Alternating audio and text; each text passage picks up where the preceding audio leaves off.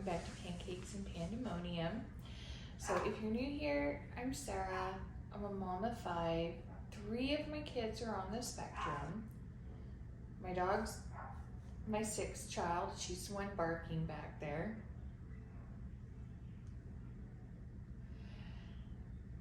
And welcome. Welcome everyone. She's serious right now. So whether you've been with me from the beginning, and many of you have, or you're just now tuning in, or you're somewhere in between, welcome. We love this community that we're building. We love seeing new people, and we love those of you that, found us early and are sticking with us.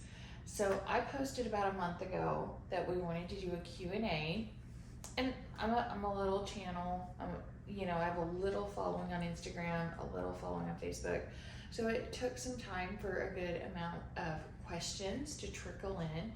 And we finally have 1, 2, 3, 4, 5, 6, 7, 8. We have 9. So I thought this would be a good time to do our Q&A. It is just the last few days before the kids go back to school. Everyone's here in and out. They can pop in at different parts of the video if they want to.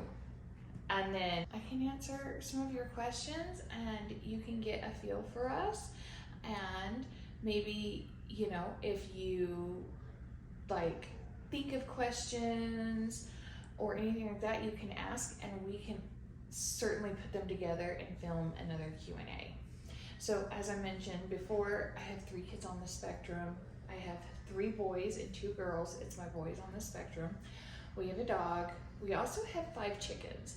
And our landlords have 15, 18 chickens. More? 20. There's a lot of chickens out there. And, when they go out of town or when they have stuff to do, we help take care of them. But it's really fun. We love it. We would have a whole lot more animals if we could. The 5 chickens and the dog is very, very gracious of them, especially since when they originally set up their space to be rented, they wanted 0 animals. So we don't really push our luck, but we are hoping to be entering a season where, we'd love to add a couple more dogs. For all you cat people, yes, we love cats too. We are not strictly dog people, but Mason, my 11-year-old, is severely allergic to cats. So we at the very least cannot have indoor cats. So, we are cat and dog people. We are bird people. We are rabbit people. We love animals. So we have really just loved this space and this area that we're in. We love our landlords. I've actually known them a really long time, and it's been a really, really great, safe place for us the last couple of years. Between COVID and the first couple of years post-COVID, it was just crazy, and I know a lot of people fell into that, so I'm sure you can relate. And we are kind of finding our way out of that, and this has been a really great, happy place to do it. And I started my channel in October of 2020, and you guys have been a creative outlet and just a community that I have baby stepped my way through. And gosh, I needed you so much. Still need you. We're not going anywhere. But I'm just so grateful. I'm just so grateful for each one of you. And I am grateful for this little community. I am grateful for this platform and this little space, this little corner on the internet that I get to call mine. So thank you for that. So let's jump in. Let's start answering some questions. Gracie's gonna read them. She's behind the camera. What do you do for self-care? Well, so honestly, I wrote these questions down as they came in, but I've tried really hard not to focus on them or think a lot about them, because I wanted them to be as organic as possible when I answer them for y'all. So for self-care, I mean, honestly, it just depends. It depends on the season of life we're in. It depends on budget. It depends on circumstance. It depends on whether I've had babies or I've had, you know, whatever the situation is. But I'd say probably one of the biggest things I do, for starters, I give myself permission to work in my circumstance. So I have chronic pain. I have arthritis in my hip and I have fibromyalgia. And we've talked about that some on this channel. And there have been times and flares where, I mean, I was lucky to get my teeth brushed. And then there's been other times, like I have been like, you know, feeling a vibe and hair and makeup every day and just all the things. And so I lean into those seasons or circumstances and I give myself permission to do what I need in that moment or what I'm capable of doing in that moment. And I let myself be okay with that. So, you know, I let myself be okay with that. And that's one of the biggest things I think any of us can do for ourselves. What do you and your husband do for date nights? Just, again, it depends. It depends on so many things. Right now, he's getting his master's degree. So we are not going on big dates. He is working all day outdoors on a forklift right now in crazy heat or really cold temperatures, you know, and then he comes home and Saturday through Wednesday he's working on school, and if it's a really hard class he doesn't even give himself those 2 days off, Thursday and Friday.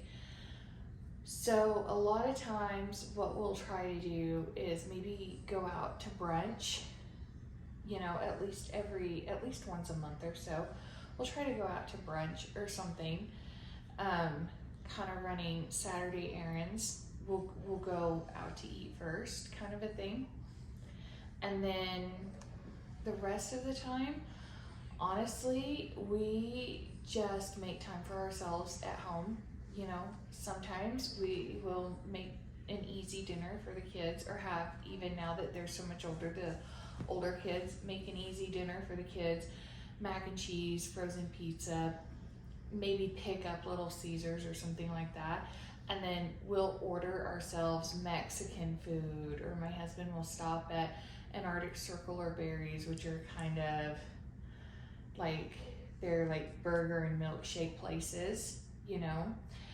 And we'll take an hour to have just dinner in our bedroom with the door shut. You know, let the kids have their dinner and we'll kind of have like a special dinner, you know, kind of a thing. And, you know, just try to spend an hour together if that's all we can swing, you know, with so much going on. What's your method for picky eaters? Picky eaters, and we've got a couple of them.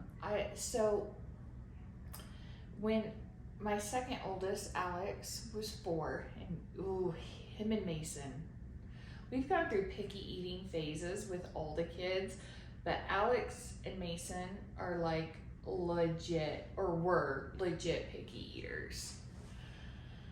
So when Alex was 4, I was stressed to the max. Lance was deployed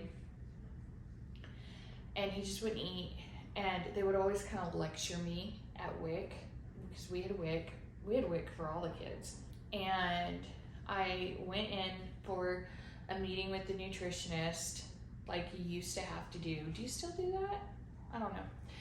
Emily's 9, so, and with her it was way different. So but back in those days, you went in and you met with a nutritionist, and I was getting ready to, like, you know, spill out all of the reasons why I had Nutri-Grain bars and apple juice and, you know, all the things that they lecture you are not great for them. And she kind of stopped me in the middle, and I said, he won't eat. And she said, okay, I'm gonna help you. And I was like, great. And she said, it's your responsibility to provide healthy meals and snacks throughout the day, right? You know, you pick the when, you pick the where, you pick the meal. It's his responsibility to choose to eat it. And then she gave me some other tips, like have at least 1 or 2 foods on the table that he will eat. So if I was making something new, maybe have strawberries, or at least like biscuits or toast or bread and butter, you know, something, you know, 1 or 2 things that he would definitely eat. All of my kids would eat carrots and still will.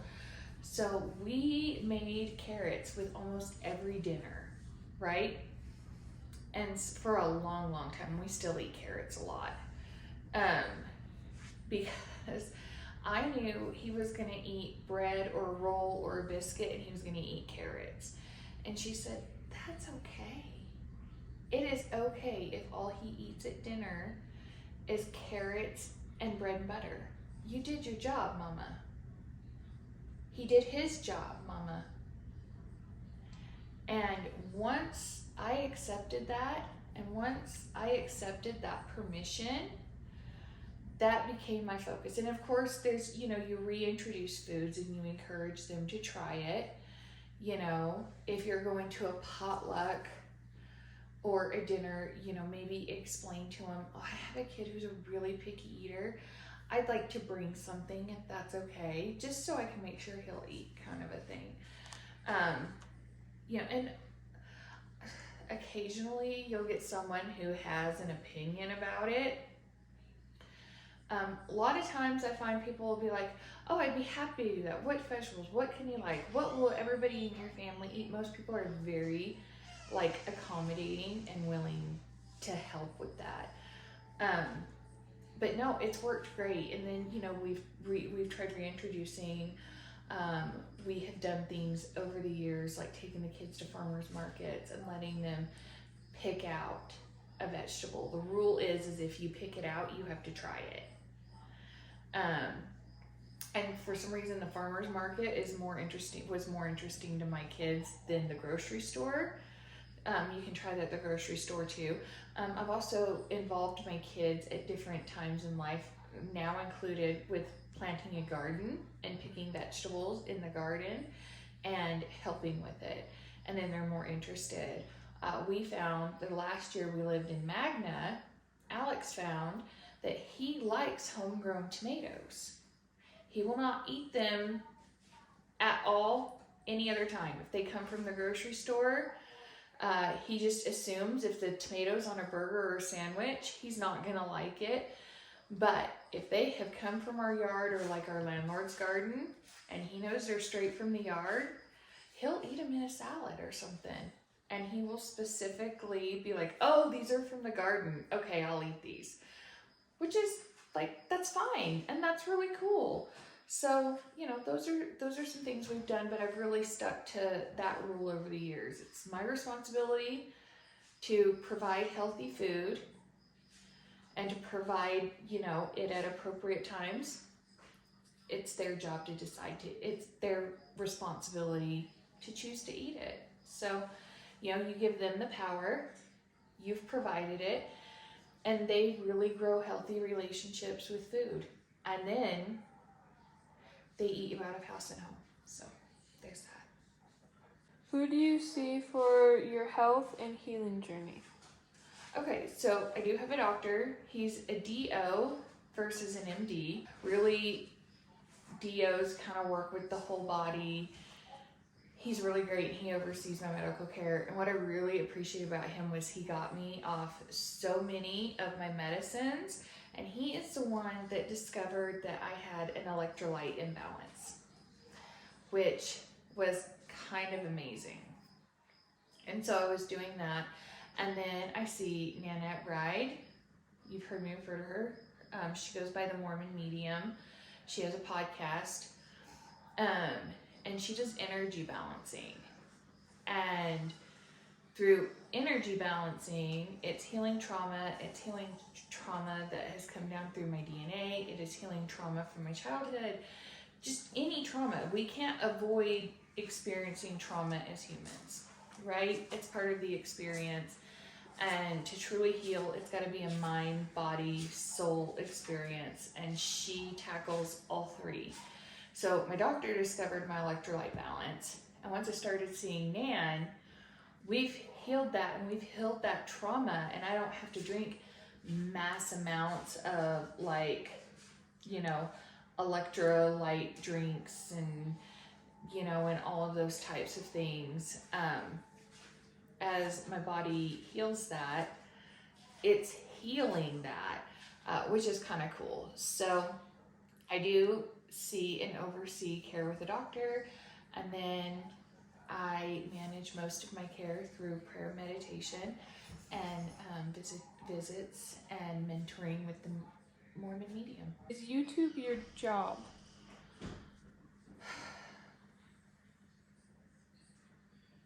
Right now, we're not monetized, and of course, we would love to be monetized. I think it would be really exciting and really cool and a really great avenue of income for my family.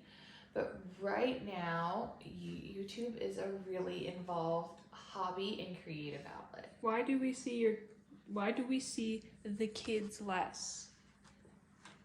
Well, simply because they have less desire to be on camera all the time. Mason and Em will pop in and out more than the others, but you know, they're shy, they're introverts, and they don't want to be on camera, and I don't want to force them to be on camera.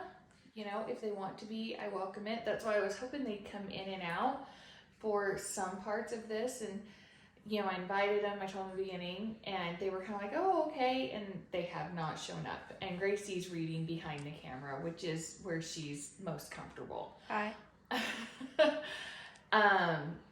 But you know, I find that when they're on camera and they're with their own terms, or if I'm filming a special video and I want them to show up or pop in, they're much more willing. And I would rather be authentic and respectful than like put on a show for you and you see a family or kids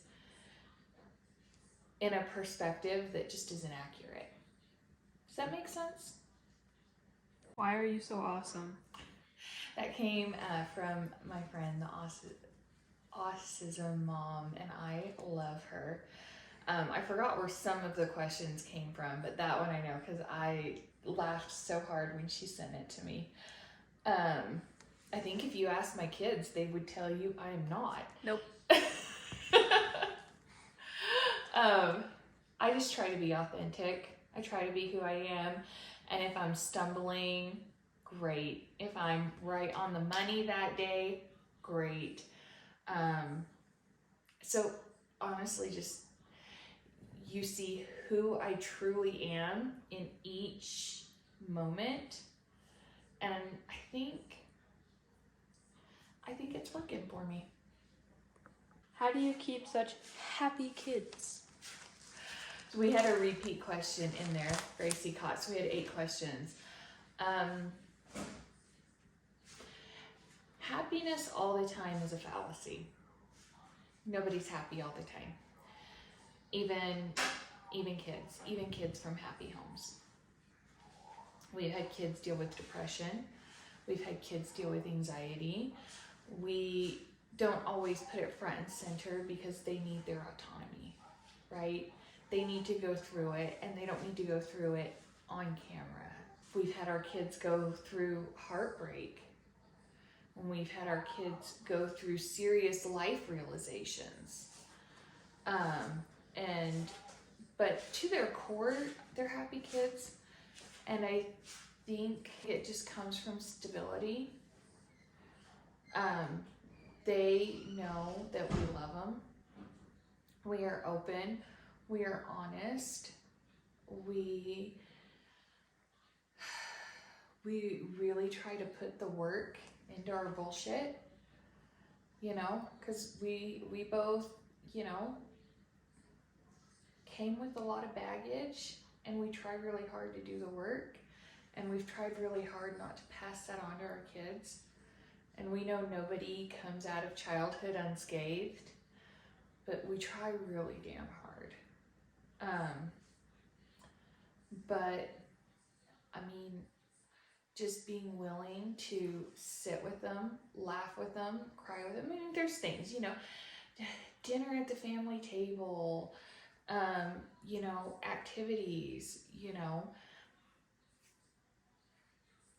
I don't know if there's a magic formula other than just really doing your best, you know, and having the humility when you are having seasons where you're not doing your best to really check in with yourself and be like, kind of effing up here.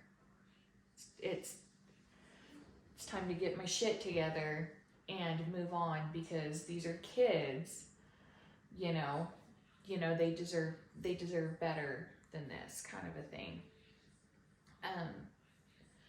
But I mean, they're amazing kids. They're great kids. We support them. One of the things that I tell them all the time is, listen, even if you screw up, I'm on your side. We're gonna get through it.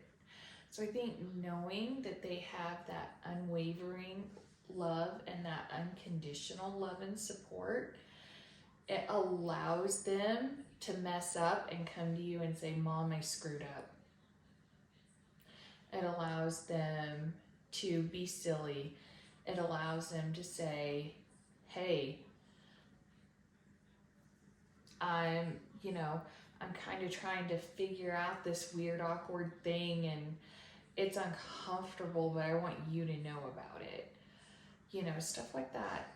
So, you know, that's what's been working for us so far. And I do think I have really great kids, so thanks. What do you think, Gracie? I think I'm awesome. You are awesome. Well, that's it for the questions. Like I said, I thought I had 9. Turns out I had 8. 1 was a repeat. So I hope this gave you some insight to us, the Powells and Pancakes and Pandemonium. Thanks for your honesty. Thanks, you guys, for asking like some real in-depth questions. And thanks for, you know, making me laugh. And, you know, so if you think of more questions, please, please, please write them in the comments. You can also message me on Instagram. I always put my Instagram handle in the description box. And I will keep like a log for another Q&A. So, you know, please always feel free to ask. And you guys, thanks for hanging out. Like this video, subscribe, and come back. Next week, we are going to have the back to school videos. We're doing back to school shopping. We're gonna be doing hauls.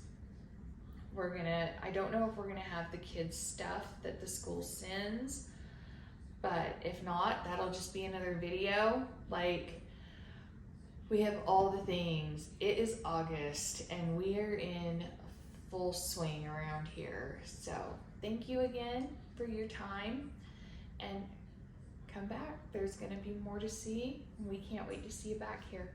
Bye.